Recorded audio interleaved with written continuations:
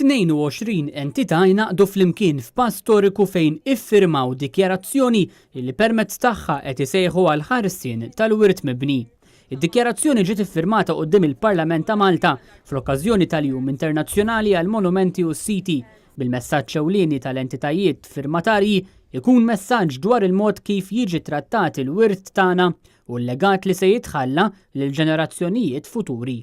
Nistqarru li ma nistgħux nittolleraw aktar il-falliment tal-istat li ħares wirt pajjiżna kif garantit mill-Kostituzzjoni qegħdin jisħqu laqdiet waqt li jitolbu lill-Gvern biex jerfa' r-responsabilità li għandu biex iħares il-Kostituzzjoni, partikolarment il-parti fejn jingħad illi l-istat għandu jissalvagwardja l-pajsaġġ u l-patrimonju storiku u artistiku tan-nazzjon. Net News tkellem mal-perit Elix Torpiano, il-President tal-Kamra tal-Periti, waħda mill-firmatarji tad-dikjarazzjoni. Dawn laqdiet kollha qegħdin jippretendu li żvilupp f'pajjiżna ma jsirx?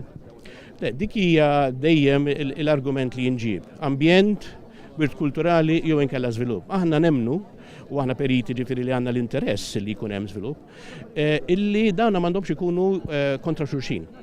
Żvilupp bis-sens u għal ġid ta' kulħadd li jirrispetta dak li ġa għandna u jkompli jibni fuq bil-kwalità li jkun il-wirt tal-futur.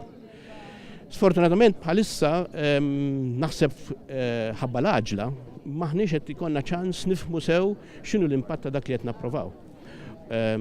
U allura kull met ngħidu huwa iva żvilupp, però żvilupp ftit iżjed bis-sens għaliex il-kelma sostenibbli dik li tfisser li inti l-qudiem ma jiddispjaċikx ta' dak li għamilt.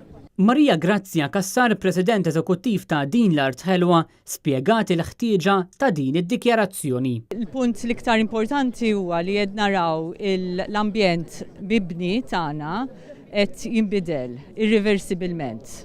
Dan huwa għal hemm ħafna raġunijiet, waħda minnhom hija l-pressjoni kbira u bla preċedent li qed ninsabu fiha tal-industrija tal-kostruzzjoni.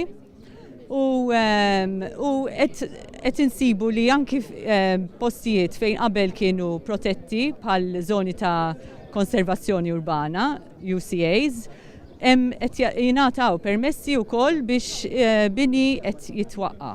Fost l-affarijiet li qegħdin jintalbu fid-dikjarazzjoni hemm protezzjoni akbar liż-żoni ta' konservazzjoni urbana minflok il-protezzjoni attwali u pjuttost fjakka. Li jiġi stabbilit b'urġenza inventarju pubbliku waħdini tal-assi kulturali ta' Malta, li pajjiżna jirratifika numru ta' konvenzjonijiet favur il-wirt kulturali u li flimkien ma' skemi bħal ir-restawra darek ikun hemm fondi pubbliċi biex isir investiment fl-infrastruttura pubblika, partikolarment fiż-żoni ta' konservazzjoni urbana.